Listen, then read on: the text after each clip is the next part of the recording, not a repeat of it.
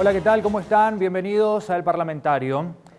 Movimientos sociales, organizaciones sociales en la provincia de Misiones en estos últimos meses, en lo que va del año, se han movilizado de una manera particular, cortes de ruta, distintas manifestaciones de distinta naturaleza en varios puntos de la provincia, desde la capital, desde la ciudad de Posadas, en varias rutas nacionales y provinciales. ¿Cómo se están organizando? ¿De qué manera trabajan en conjunto con el Poder Legislativo? ¿Cómo ven las organizaciones sociales el presente de la provincia, del país? Y para abordar este tema vamos a hablar con uno de los diputados de la provincia de Misiones, al que vemos siempre, prácticamente en todas las manifestaciones, acompañando siempre la labor de las organizaciones sociales y también a las necesidades más urgentes de los misioneros. Vamos a hablar en el programa del día de hoy con el diputado del Partido Agrario y Social, Martín Sereno. Bienvenidos, hacemos el primer corte y ya nos metemos a la charla.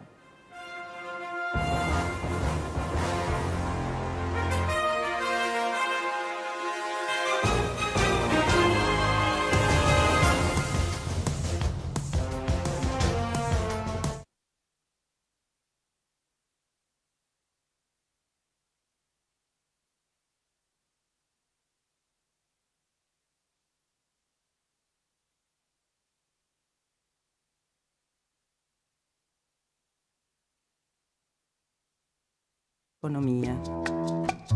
Es la economía social y solidaria. Es la economía de la vida, es la economía de la reproducción de la vida. Podríamos definirla como la vida en comunidad. La base del desarrollo de los pequeños productores. No digo que no nos vamos a enriquecer, pero podemos vivir sin tener un trabajo esclavo o alguna otra cosa así. Hablemos bien de nosotros. Miradas y experiencias de la economía social y solidaria desde Misiones.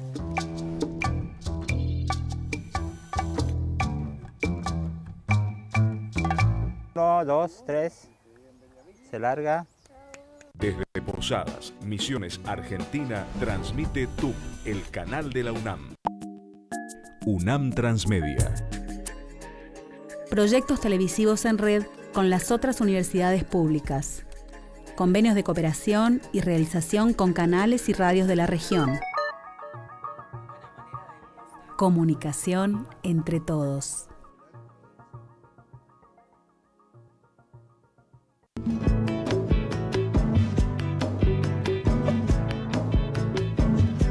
Bienvenidos a Nordestinos, a este recorrido que te proponemos por las universidades del NEA.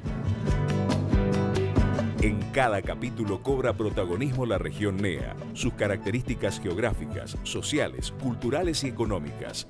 Cada universidad muestra proyectos, trabajos de investigación, desarrollo tecnológico para dar a conocer la región y su potencial productivo.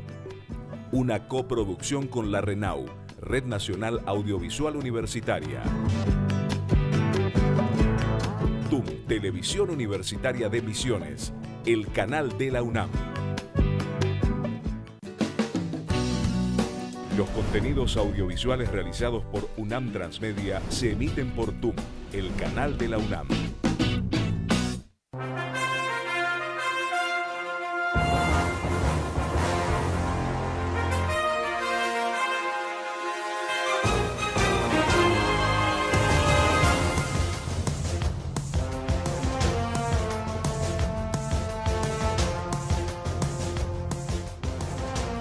Recibimos a nuestro primer bloque de conversación, que es en definitiva la palabra que mejor describe tal vez lo que pretendemos a través de las entrevistas.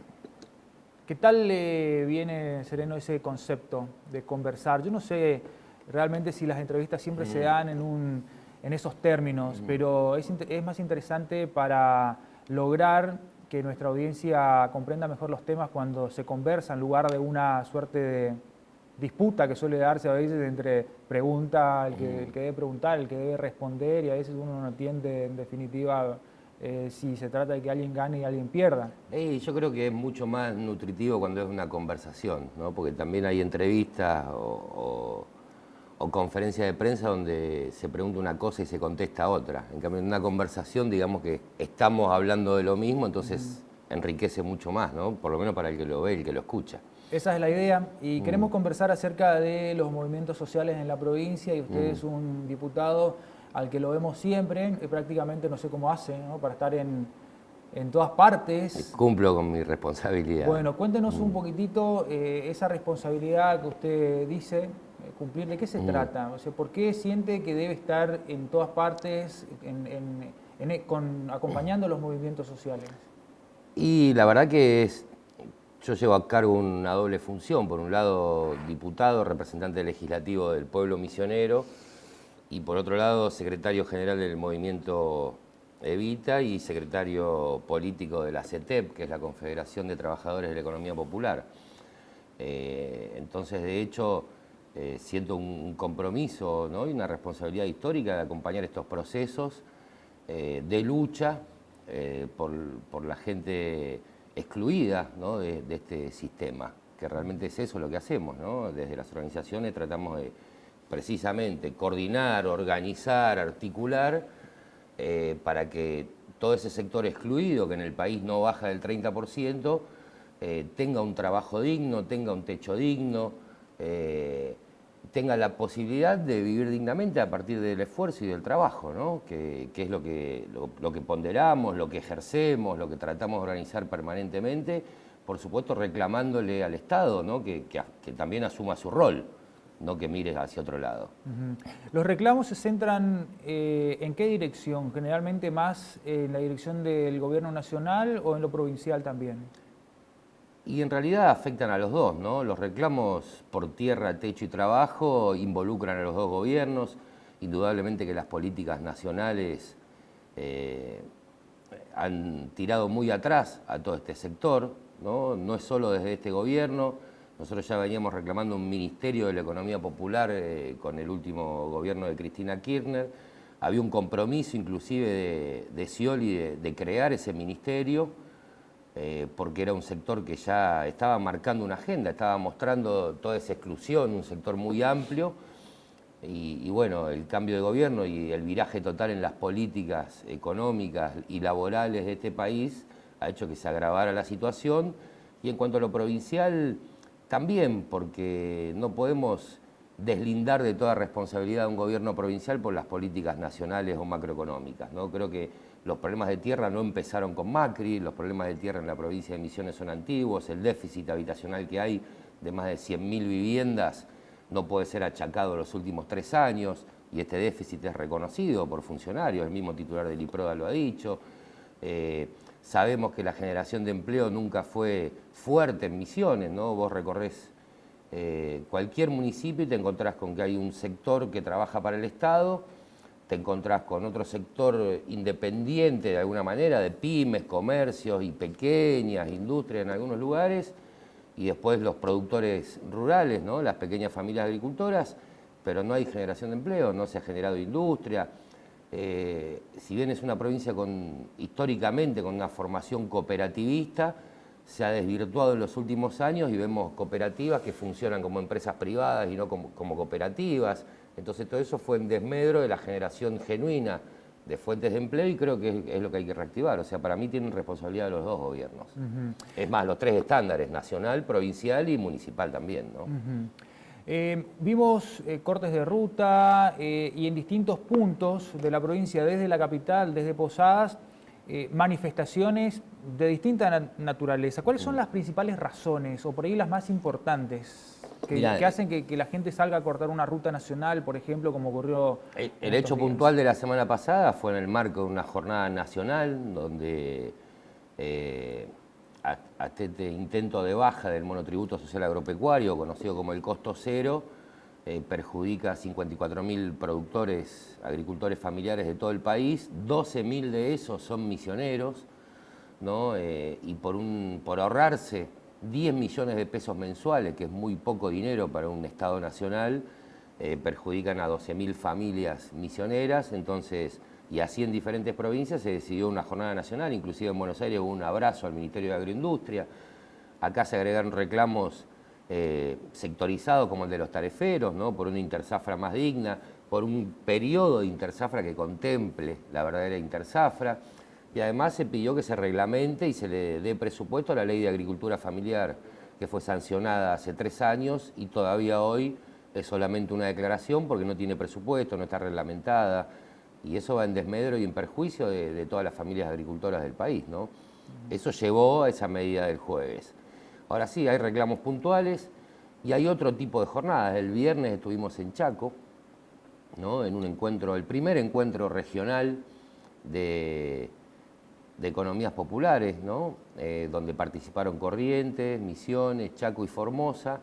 En Resistencia se hizo, donde hemos planteado muy claramente y se ha firmado un documento donde el Estado tiene que involucrarse y generar políticas de Estado para este sector de la sociedad que con este sistema que está pasando en Argentina, pero no solo en Argentina, ¿no? Este neoliberalismo trabaja sobre esta exclusión de un alto porcentaje de la sociedad, entonces creemos que el Estado debe involucrarse y empezar a dar respuestas sobre esto, ¿no? Vos tenés, y en cualquier rama de producción que vos pienses, vos tenés el sector productivo que cobra miseria, ¿no? Le pagan mínimo porcentaje, vos pensás en la yerba, en la mandioca, en la leche, en la caña de azúcar, el sector productivo cobra una miseria.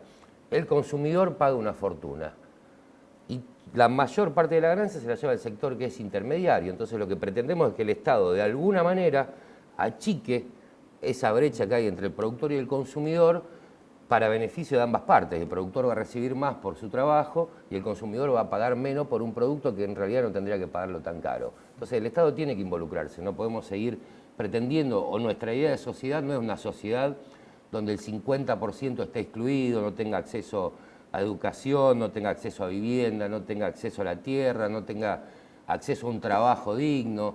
No queremos esa sociedad, más allá de los partidos, los lineamientos políticos, queremos una sociedad que los incluya a todos. Estamos trabajando por eso. La economía popular no es algo coyuntural, es algo ya estructural de este sistema. ¿Cómo se puede entender mejor o explicar mejor la economía popular? Es la gente que se inventa su propio trabajo.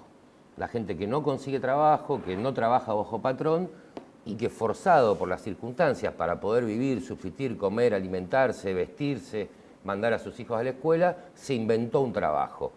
Puede ser en artesanía, puede ser en carpintería, puede ser como agricultor, puede ser como vendedor ambulante, puede ser como en el ramo textil, puede ser cuidando chicos o ancianos.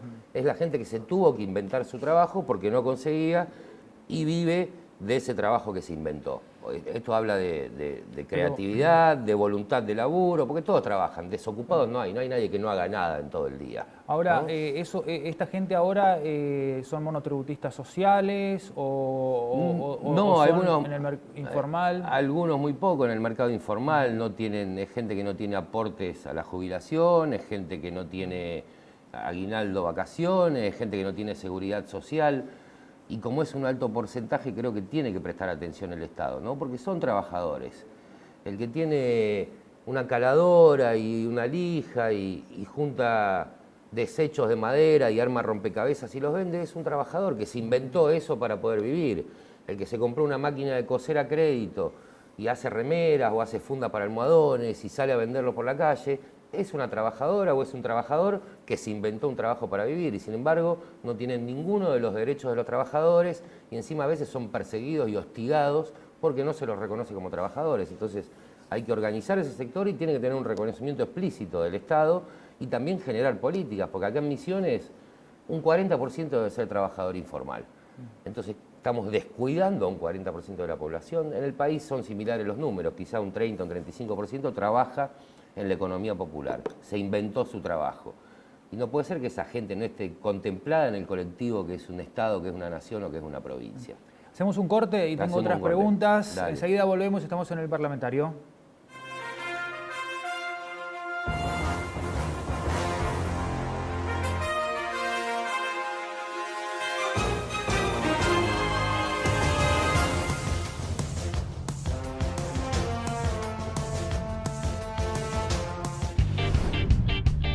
Desde el campus universitario emite su señal TUM, el canal de la UNAM. En las comunidades, en los pueblos, en las colonias de Misiones, existen hombres y mujeres que crean otra economía. Es la economía social y solidaria. Es la economía de la vida, es la economía de la reproducción de la vida. Podríamos definirla como la vida en comunidad. La base del desarrollo de los pequeños productores. No digo que no nos vamos a enriquecer, pero podemos vivir sin tener un trabajo esclavo o alguna otra cosa así. Hablemos bien de nosotros. Miradas y experiencias de la economía social y solidaria desde Misiones.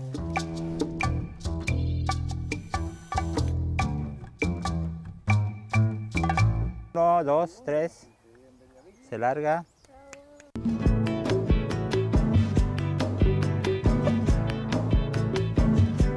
Bienvenidos a Nordestinos, a este recorrido que te proponemos por las universidades del NEA.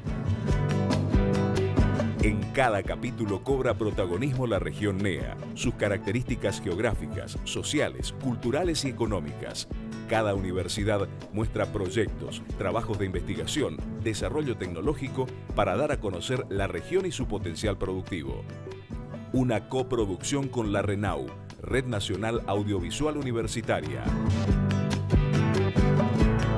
TUM, Televisión Universitaria de Misiones, el canal de la UNAM. Los contenidos audiovisuales realizados por UNAM Transmedia se emiten por TUM, el canal de la UNAM.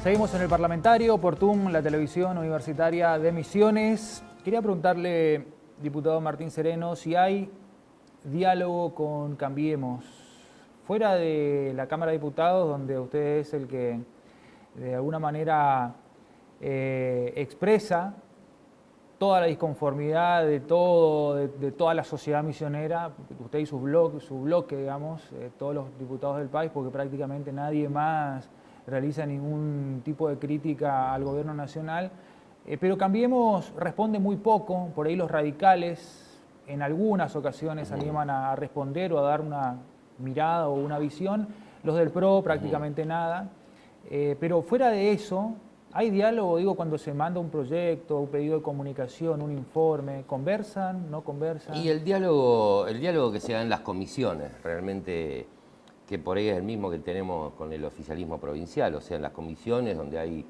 diputados y diputadas de diferentes bloques, sí conversamos sobre los proyectos, debatimos, aportan ideas, pero todo en el ámbito formal legislativo. Después no tenemos ni reuniones, ni encuentros, ni diálogos por afuera de ahí, ¿no? Yo creo que quizás a ellos les duele esa crítica desnuda que hacemos desde el país, ¿no? Porque como vos bien marcabas, el PRO ni siquiera contesta, creo que porque le da vergüenza lo que está haciendo el gobierno nacional, y los radicales contestan, pero no debaten los argumentos que exponemos nosotros, ni discuten, ¿no?, las críticas, sino que responden desde el lugar del que se siente ofendido por esa crítica que nosotros creemos que es muy certera.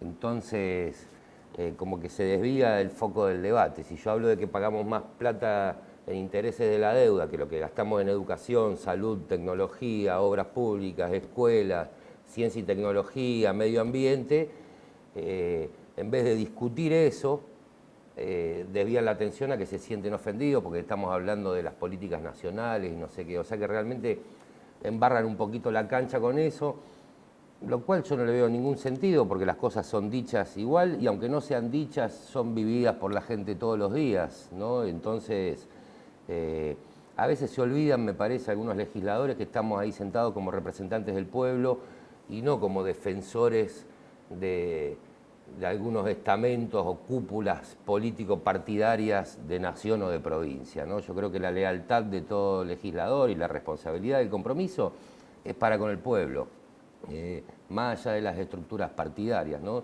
Y a veces parece que confunden los roles y en vez de aceptar o debatir sanamente, ¿no?, políticas que uno plantea como erróneas, llevan el debate hacia otro lado o salen a defender lo indefendible, como se lo he dicho en varias oportunidades, y eso la verdad que empobrece un poco, ¿no?, el debate en la Cámara. ¿Qué opina ustedes han trabajado mucho con las organizaciones sociales y el Partido Agrario también en todo lo que fue el censo para este proyecto de ley que pretende expropiar y bueno, terminar supuestamente o en teoría con todas las villas y los asentamientos del país? Sí. ¿Qué opina de Y todo mira, esto? el RENAVAP, el Relevamiento Nacional de Barrios Populares, nosotros lo venimos peleando desde el inicio de este gobierno, porque al tomar las declaraciones de ellos de que querían transformar la realidad cotidiana y generar un hábitat digno para todas las familias argentinas, nosotros le planteábamos que había 5 millones de argentinos viviendo en estas condiciones, sin cloacas, sin luz, sin agua, sin papeles de la tierra, enganchados.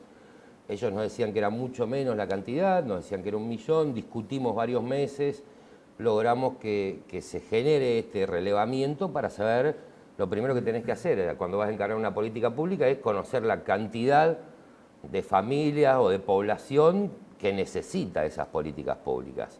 Entonces logramos acordar este relevamiento que lo hicimos nosotros en todo el país, recorriendo pasillito por pasillito de los barrios populares, casa por casa, hablando, viendo, reconociendo la realidad de estas familias, y estuvimos amparados por un decreto en su momento. Nosotros decíamos y sostenemos aún que un decreto es insuficiente porque muchas veces y en muchos distritos, como en Misiones, la justicia no acata el decreto, no lo considera suficientemente válido, queda más a criterio del juez ampararse en el decreto en sus fallos o no tenerlo en cuenta. Entonces empezamos a pelear por esta ley, ya hay media sanción, diputado ya sancionó a favor, falta que el Senado apruebe y quede sancionada. Y la verdad que lo que falta realmente es que la justicia, la corporación judicial, porque realmente así pienso, es una corporación judicial, tome conciencia de que ya hay media sanción, de que va a salir esa ley, entonces que de alguna manera cuando van a dictar algún tipo de sentencia tengan en cuenta, ¿no?, esta ley que se está dictando, que además, aunque no esté sancionada del todo, porque hay media sanción nomás, ya muestra una voluntad política total, porque fue aprobada por unanimidad en diputados, de que hay que reformar y hay que contemplar estas familias, ¿no? La verdad que tuvimos que enfrentar muchos sucesos desagradables, ¿no?, con gente que estaba relevada, con órdenes de desalojo por intrusión. Cuando vos hacés el relevamiento es porque ya es un asentamiento cuyo mapa se ha confeccionado quizás hace 2, 3, 4 años, ¿no? No es que vos ocupás un terreno hoy y ya estás relevado, no es tan simple el trámite, ¿no? La verdad que hay muchas cosas que otorga el RENAVAP,